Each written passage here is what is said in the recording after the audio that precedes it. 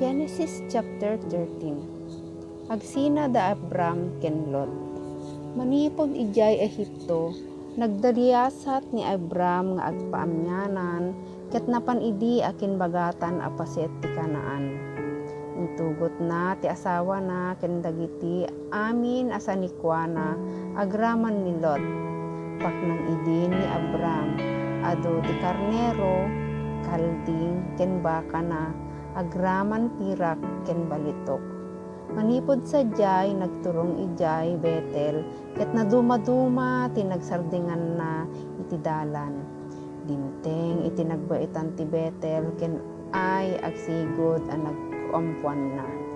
Napan iti lugar a nabangunan na iti altar ket nagdaydayaw ken ni Yahweh.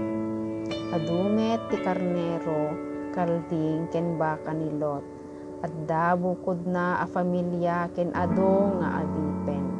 Saan ang makaanay ti daga a pagpasturan da taduunay ti animal da. Ditoy ti gapuna a masansan nga agriri dagiti agay-aywan kadagiti animal da.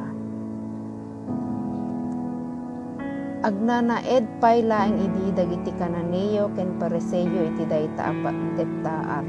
Kinuna ni Abram, ket ni Lot saan kumang agririri, kastamet dagiti pastorta, agsipod ta agkabagyanta, masaysayaat no agsinata, piliem ti anyaman anapaset ti daga akayat mo.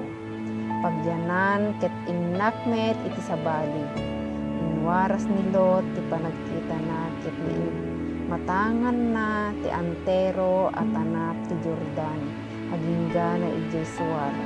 Ado ti danum na akas iti minuyungan ni Yahweh, wenno ti daga ti Ehipto. Saan pa idi nagdadae dagiti siyudad ti Sodoma ken Gomorra. Pinili nga rod ni Lot ti entero at anap ti Jordan. Nagsinada ken ni Abram ket nagturong iti daya. Nagtalinaed ni Abram iti daga ti Kanaan. Nagnaed met ni Lot dagiti siyudad ti tanap iti asideg ti Sodoma. Managdakdakis dagiti tattao ti Sodoma ket nakaro ti panagbasol da ken ni Yahweh.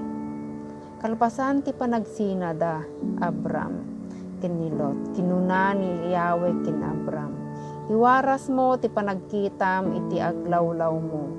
Ited ko ken ka ken kadagiti kapututam iti amin a daga a makitam ket kupayunto iti panagagnanayon. Paraburan kanto ti ado a kapututan. Awanto ti makabilang ti kaaduda ken nalaklakanto a bilangen ti tapok iti daga. Ita inka sursuruten ti entero a daga.